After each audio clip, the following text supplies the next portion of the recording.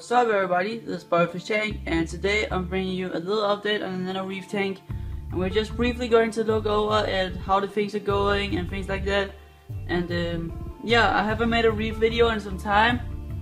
I'm really sorry for that, but I've not really been in the mood for making any reef videos, but here is one that you guys can enjoy. And yeah, so let's start with the most important update, which is how the yellow tang is going. And the yellow tang is doing really well. He has been eating fantastic, you know, you can see his belly is really fat. He hasn't been really stressed, and he's more used to me sitting in front of the tank now. And that's also why you can see him swim calmly around. He's a really awesome fish, I really like him. He really likes to surf around in between all the corals and things like that. He actually really likes my tank because sometimes we grow some algae on the rocks or at the sides, and he loves to eat that. I also just got a new seaweed that he likes more than the previous I had. So I got some omega-1 seaweed, and he actually eats that just like really well, so that's really nice. It is extracted in garlic, so you can see I have a clip right there. I'm sorry for not taking that out, but I've just fed them with some seaweed and they have just ate it immediately. So yeah, and so he's doing fine, you know, so no problems there whatsoever. And then I got a new Caulastrea. I really like this coral. It was very cheap, really beautiful coral. It has really opened up, but what was really annoying is that I got some new epoxy, and this epoxy is just so bad. Like, it doesn't even stick properly. The epoxy I had before was really strong, but this is just really weak. Like, I had to put such big a clump before this even would start to stabilize. That was really annoying. But at least it has opened up. I've had it for soon 2 weeks actually without having you guys updated on it. I actually kind of feel bad about that. But you can see here, all the polyps are open. I feed it with some phytoplankton every now and again. Some people say you can feed them pellets and things like that. I haven't tried that yet. I really want to try to feed them. It has 5 heads. One here in the front, one to the left, one in the middle, one over here to the right. And then there's a small head up here that actually was dead before, but a small little head is popping out of there. So that might just be a new one. Really cool coral. I really like these LPS corals, stony corals. They're really awesome. So I just got one of those, and maybe it's going to be my last coral. I'm not quite sure. I might get some Xenia or something like that, but we'll see what happens. My torch coral, as you can see, is doing very well. I have moved him from here, right there, and back there, but the 2 heads are still dead over here, and the 2 heads in the back, but this giant head in the front is still alive and is looking really well. No clownfish has been annoying it, which is really nice, because that can really annoy them a lot. But that might come in the future. I don't hope so. Of course it would be awesome to have an open torch coral with a clownfish in there, but they don't usually like clownfish. So but yeah, the fingerler is doing fine as well. The clownfish are doing fine as well, but as you can see, he found my Dunking coral again, and my Dunking coral has been closed out for a little time now, because as you can see, he just goes crazy. He feeds it and things like that, and it just can't tolerate it really, but it really survived for a very long time when it was placed down here, and it still had a clownfish in it, no problems, but it was closed up all the time, which would look not that good actually, but it didn't really take damage from it. I don't think it will do that this time either, but we'll see what happens. You know, it's good that the clownfish has something to have fun with. So the clownfish is doing fine. The other clownfish is doing very well too. If I can find him, he's back here behind the Cladelia. There he is. He actually has the Cladelia as a host. Or well, the Cladelia has the clownfish as a host, I guess you can say. But it really likes to hide in between all the branches. It looks really awesome that you can see a little fish head sticking out of there sometimes. But yeah, it constantly surfaces around the Cladelia, so that's really awesome. The damselfish is doing really well. He actually eats seaweed, but look at this. This is his work right here. Like, he built a huge cave, and that's what he did.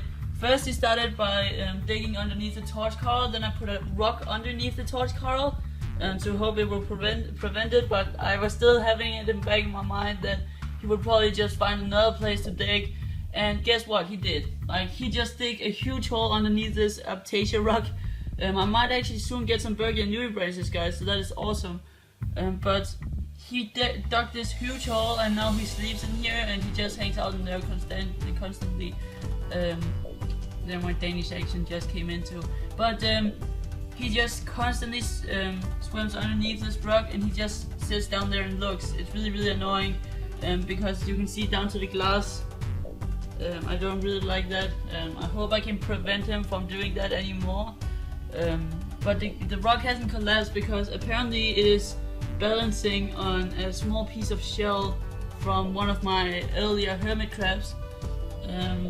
So it won't collapse, and he can't move the shells, so it might just be a cave for him. I don't know. If I can get a little small fine sand bed down here so that you can't see this glass, I mean, then it's okay that there's a cave down there, but I don't think he will like that.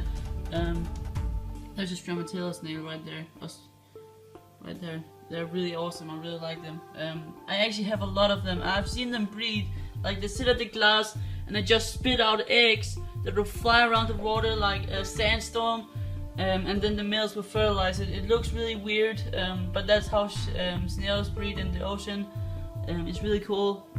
But I have about, like, what have I, like 10 stromatella snails. I'm gonna keep breeding these guys because they're really nice to have. They eat macroalgae, they help keep the tank clean. But as you can see, I've got a lot of comments on, you got so many Acacia and blah blah blah blah blah blah blah. And yeah, I do have a lot of Acacia. That's why I'm gonna get a burger and nudibranch. I've tried to eliminate them with Acacia eggs. They just come back. It's not really helping, but maybe it will do that soon. The frog spawn is doing fine as well. I haven't fed it for a while actually, and it actually seems to like it.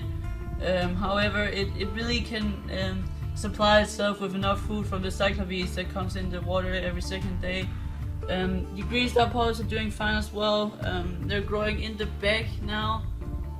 They're just spreading like crazy. I'm actually thinking of, when I get a burger and nudibranchs and all the Acacia are gone, I'm thinking of getting some green star polyps down on this rock right here. So that will be awesome. The Kenya trees are looking really funny now, but that's because they have been shedding like hell. They have been dropping like 5 Kenya tree heads or something like that. It's crazy. And I'm just going to show you here what they've dropped, and you can see how pesty these corals are.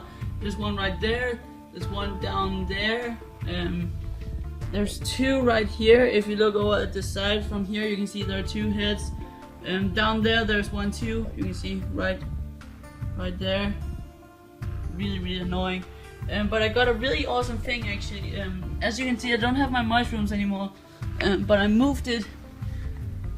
I actually moved it over here, where it doesn't get as much lighting, and it actually seems to like it a lot more. So it might grow up at the sides of that rock. And as you can see, another Kenya tree has just been sitting right there. So that is awesome that there will be a Kenya tree sticking out over here, so that the tank will just be filled with corals in the end. So that's really awesome. I really like that.